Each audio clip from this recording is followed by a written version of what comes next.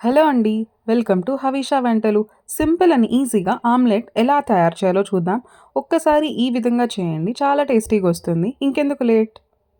నేను ఇక్కడ ముందుగా 2 చిన్నగా తరిగిన ఉల్లిపాయలు తీసుకుంటున్నాను. ఎక్కువ కూడా తీసుకోవచ్చు. టేస్టీగానే ఉంటుంది. ఇందులో 2 సన్నగా తరిగిన పచ్చిమిర్చి, తగినంత కారం, తగినంత సాల్ట్, చిటికెడు పసుపు వేసి మిక్స్ చేస్తున్నాను.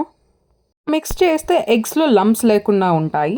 ఇక్కడ ఇందులోకి 3 ఎగ్స్ బ్రేక్ చేసి వేస్తున్నాను.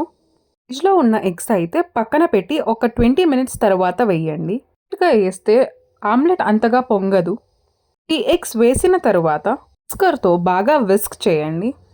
బాగా కలిపితే అంత ఫ్లఫీగా వస్తుందండి ఆమ్లెట్. వేసిన తర్వాత ఒక పాన్ పెట్టి అందులో 2 టేబుల్ స్పూన్ ఆయిల్ వేస్తున్నాను. ఆయిల్‌ని బాగా పాన్‌కి అన్ని వైపులా స్ప్రెడ్ చేసి ఎగ్ మిక్స్ వేస్తున్నాను. తర్వాత మీడియం ఫ్లేమ్‌లో మూత పెట్టి కుక్ చేయండి. వైపు కుక్ అయ్యాక ఇంకొక వైపు కేర్‌ఫుల్‌గా తిప్పండి. ఇంకో వైపు తిప్పిన తరువాత మీడియం ఫ్లేమ్‌లో కుక్ చేసి అంతే, టేస్టీ ఆమ్లెట్ రెడీ. నచ్చితే లైక్ చేయండి, సబ్స్క్రైబ్ చేయండి.